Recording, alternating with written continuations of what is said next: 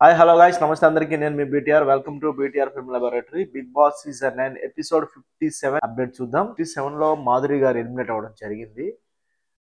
ఆవిడ పర్ఫార్మెన్స్ కావచ్చు లేకపోతే గొడవలు కావచ్చు ఏదైనా సరే ఆవిడ వాయిస్ లో ఉన్న స్పీడ్ కావచ్చు ఆ రెక్లెస్నెస్ కావచ్చు వాట్ ఎవర్ ఇట్ మేబీ ఆవిడ ఎలిమినేట్ అయిపోయారు. కానీ ఇక్కడ అందరికీ అర్థమైంది ఏంటంటే హౌస్ లోకి ఆవిడ వెళ్ళిన తర్వాత బయట ఉన్న ప్రాపగాండ వేరు, బయట ఆవిడకు ఉన్న ఇమేజ్ వేరు. బట్ హౌస్లోకి వెళ్ళిన తర్వాత ఏం అర్థమైందంటే ఆవిడ చాలా సెన్సిటివ్ పర్సన్.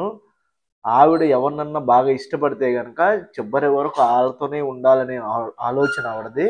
చాలా స్ట్రాంగ్గా అవతల వాళ్ళు ఎంత తప్పు చేసినా, అవతల వాళ్ళు ఎలాంటి వాళ్ళైనా సరే, అవతల వాళ్ళు వీళ్ళని హర్ట్ చేస్తున్నా సరే ఈవిడ మాత్రం స్టాండ్ వాళ్ళ కోసం తీసుకునే పర్సన్ అని చాలా క్లియర్గా హౌస్లో మనకు అర్థమవుతుంది అనమాట. అర్థమైంది ఆల్రెడీ ఆడియన్స్కి. నాగార్జున సార్ కూడా అదే చెప్పారు. హౌస్ మేట్స్ కూడాను ఫస్ట్ హౌస్లోకి వచ్చినప్పుడు కొద్దిగా భయపడ్డారు ఆవిడ. హౌస్ మేట్స్ కొద్దిగా భయపడ్డారు ఆవిడ ఫస్ట్ హౌస్లోకి వచ్చినప్పుడు. ఈవిడేంటి ఇంత ఫైర్ బ్రాండ్ రావటమే శ్రీజతో గొడవ పెట్టుకుంది, నెక్స్ట్ టైం వచ్చి సంజన గారితో గొడవ పెట్టుకుంది, పెద్ద పెద్ద మాట్లాడుతుంది, ఏంటి ఎలా నెట్టుకెళ్ళాలి, ఈ హౌస్లో మనం ఎలా సర్వైవ్ అవ్వాలి అని చెప్పి చాలా భయపడ్డారు. బట్ ఫైనల్గా ఏంటంటే ఆవిడకి చాలా మంది ఫ్రెండ్స్ అయిపోయారు అనమాట. ఆవిడ ఇన్నోసెన్స్ కావచ్చు, ఆవిడ మనస్తత్వం కావచ్చు, అవసరమైతే ఒక చేత్తో పెట్టే రకమే తప్ప గాని ఎక్స్‌పెక్ట్ చేసే రకం కాదని క్లియర్‌గా తెలిసింది మనకి. బట్ ఆవిడేంటంటే కొంచెం కోపం ఎక్కువ, అగ్రెషను ఏంటంటే నా అనుకునే వాళ్ళకి ఏదన్నా అయితే తట్టుకోలేని ఆలోచన. దానిలోంచి ఆవిడ చాలా లాయల్ పర్సన్ అండి. లాయల్టీ చాలా ఎక్కువ ఆవిడకి. తెలుస్తుందనమాట. ఆవిడ మాటలు గాని, మీరు చెప్తే నమ్మరు, ఆవిడ ఎలిమినేట్ అవ్వక ముందు ఒక 2 డేస్ నుంచి చాలా సఫర్ అవుతున్నారు ఆవిడ. ఎందుకు అని ఆలోచిస్తే ఎలిమినేట్ అయిపోయిన తర్వాత తెలిసిందేంటంటే, దువ్వాడ శ్రీను గారి యొక్క బర్త్‌డే ఉంది. ఆయన బర్త్‌డే రోజు నేను అక్కడ లేకపోవడం అనేది చాలా కష్టం అని అనిపించిందండి. అందుకే నేను ఎళ్ళిపోవాలనుకుంటున్నాను అని చెప్పి ఆవిడ చాలా బాగా చెప్పారు. నిజంగా ఆయనకిస్తున్న ఆ వాల్యూ ఉంది చూసారా? అది చాలా గొప్ప విషయం అండి. ఆయన్ని నమ్ముకొని ఆవిడ బతుకుతుంది. నిజంగా మీరిద్దరు మేడం, మీరిద్దరు ఎప్పుడు ఇలాగే ఉండాలని చెప్పి మనస్ఫూర్తిగా కోరుకుందాం.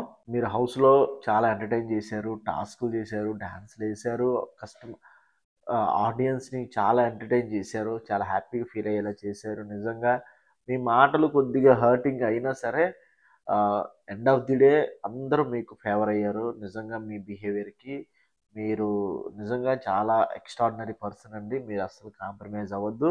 మీరు ఏదైతే అనుకుంటున్నారో ఆ స్థాయికి వెళ్ళాలి, అక్కడికెళ్ళి నిల్చోవాలని చెప్పి మనస్ఫూర్తిగా కోరుకుంటున్నాను madam. All the best. Thank you. ఇకపోతే గనక హౌస్ మేట్స్‌కొస్తే 57 ఎపిసోడ్‌లో ఎవరి పెర్ఫార్మన్స్‌లు పెద్దగా ఏమీ లేవండి. భరణి గారు గాని, దివ్య మాట్లాడితే ఎంటర్ అయిపోతుంది భరణి గారి విషయంలో. తనుజ కూడా చాలా సార్లు వార్నింగ్ చేయడం జరిగింది. కొంచెం కళ్ళు నెత్తికెక్కిన ఈ కళ్యాణ్‌కి తెలిసిపోతుందది మనకి క్లియర్‌గా. డెమాన్ యాటిట్యూడ్ కంప్లీట్‌గా చేంజ్ అయిపోయింది. మొత్తం సాఫ్ట్ అయిపోయాడు. రీతుని చాలా బాగా చూసుకుంటున్నాడు. రియల్ లైఫ్‌లో కూడా చూసుకుంటాడో లేదో మనకైతే తెలీదు గానీ, హౌస్‌లో మాత్రం రీతుని చాలా బాగా చూసుకుంటున్నాడు. చాలా ప్యాంపరింగ్ చేస్తున్నాడు. చాలా జాగ్రత్తగా మాట్లాడుతున్నాడు. నోట్లోంచి వచ్చిన ప్రతి మాట కూడా ఆచితూచి మాట్లాడుతున్నట్టు తెలుస్తుందనమాట. ఎందుకంటే తను చేసిన తప్పుని తను రియలైజ్ అయ్యాడు. రియలైజ్ అవ్వడం చాలా గొప్ప విషయం అండి. తప్పు చేసిన వాడు రియలైజ్ అయ్యి మంచిగా మారితే అంతకు మించిన యోధుడు, మహానుభావుడు ఇంకొకరుండరు. ఎందుకంటే జీవితంలో ఇంకో తప్పు చేసే ఛాన్సెస్ అయితే లేవు కాబట్టి. సాయి గాని, నిఖిల్ గాని, గౌరవ్ గాని వీళ్ళ ఆట ఇంకా మెరుగుపరుచుకునే అవకాశం ఉంది. పరుచుకోవాలి కూడాను. పరిస్థితులు బాలేవు. హౌస్‌లో నుంచి బయటకొచ్చేసే ఛాన్సెస్ ఎక్కువున్నాయి. డబుల్ ఎలిమినేషన్ అవుతుంది. నెక్స్ట్ రాము రాథోడ్ కూడా కొంచెం డల్ అవుతున్నాడు. మేబీ తను హెల్త్ ఇష్యూస్ ఏమైనా వస్తాయేమో తెలీదు గానీ, ఈ బికమింగ్ కామ్ అయిపోతున్నాడు తను.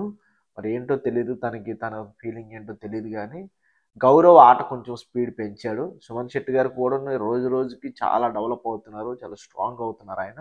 సంజన గారు రోజు రోజుకి పడిపోతున్నారండి. ఆవిడ ఒరిజినాలిటీ కోల్పోయి ఆవిడ ఒక దీనిలోకి వెళ్ళిపోయారనమాట. ఆవిడ పోకింగ్ దానిలోకి వెళ్ళిపోయి అక్కడున్న వాళ్ళని హర్ట్ చేసే పరిస్థితిలోకి వెళ్ళిపోయారు. ఎప్పటిలానే ఎమ్మాన్యూయల్ సేఫ్ గేమ్ ఆడుతున్నారు. ఎవరిని హర్ట్ చేయకూడదు. ఇట్లా లౌక్యం తెలిసిన వ్యక్తి కాబట్టి ఓకే. No problem. బట్ ఏదో ఒక రోజు ఇయన్నీ వర్కౌట్ అవ్వవు. నిజాయితీ, హానెస్టీకున్న, తెగింపుకున్న సపోర్ట్ దొరుకుతది. ఆ రోజు అవి ఎవరికుంటే వాళ్ళు విన్ అవుతారు ట్రోఫీ. ఇప్పుడు మనం ఎన్ని అజంప్షన్స్ చేసుకున్నా సరే అవి ఏమీ వర్కౌట్ అవ్వో. ఫైనల్గా ఒకరు వస్తారు. ఆ ఒక్కరు ఎవరు అనేది మనం వెయిట్ చేద్దాం. Thank you for watching. Video నచ్చింది అనుకుంటున్నాను. లైక్ చేయండి, షేర్ చేయండి, కామెంట్ చేయండి. అప్పుడే నా వీడియోస్ ఎదుటి వాళ్ళ సజెషన్స్లోకి వెళ్తాయి. అది ఒక్కటే మీరు నాకు చేసే హెల్ప్. జై హింద్. ఇంకొకటి విషయం ఏంటంటే, ఢిల్లీలో బాంబ్ బ్లాస్ట్ ఒకటి జరిగిందండి. దాదాపు 10 మంది దాకా చనిపోయారు. నిజంగా ఈ పాకిస్తాన్ నా కొడుకులకి సిగ్గు లజ్జ ఏమీ ఉండదు. అక్కడెక్కడో ఉండి మన దేశంలో ఉన్న వాళ్ళని మ్యానిపులేట్ చేసి, మన దేశంలో ఉన్న వాళ్ళ మైండ్ సెట్ని మార్చేసి ఈ నా కొడుకులు ఇట్లా తయారయ్యారు. వీళ్ళకి గల్లా పట్టుకొని బీప్ మీద వాయిస్తే కానీ సెట్ అవ్వరు వీళ్ళు. వీళ్ళకి ఎన్ని చేసినా సరే వీళ్ళు యూజ్లెస్ ఫెలోస్ వీళ్ళు. వాళ్ళ దేశంలో తిండి లేదు, నీరు లేదు, వేసుకోవడానికి బట్టలు లేవు, సరైన చదువు లేదు. వీటి మీద ఫోకస్ పెట్టండి రా మీరు. మా దేశం మీద ఏంటి?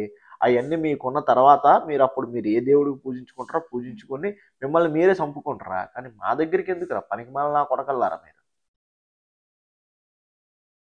మేము కానీ కన్నెర చేస్తే మీ బతుకులు ఎంతరా? మీ దేశంలో ఉన్న ఆడవాళ్ళు చిన్నపిల్లలు చూసి మేము ఏం అనలేకపోతున్నాం కానీ ఇన్నోసెంట్ పీపుల్ని. లేకపోతే మీరెంతరా బచ్చాగాళ్ళు? గట్టిగా కొడితే మీద కొడితే అందరు కలిసి ఒకేసారి చచ్చిపోతారు మీరు. మా దేశంతో ఎందుకురా? క్రికెట్లో మేము టాప్. ఎందులో రా? మేము వాల్యూస్లో టాప్, మేము కల్చర్లో టాప్. మీరు దేంట్లో టాప్ రా? మీరు దేనికి పనికిరాని వాళ్ళు రా. మిమ్మల్ని మీరే చెప్పుకుంటున్నారు, మిమ్మల్ని మీరే నాశనం చేసుకుంటున్నారు. Useless fellows. మార్చుకోండి రా, బాగుపడతారు.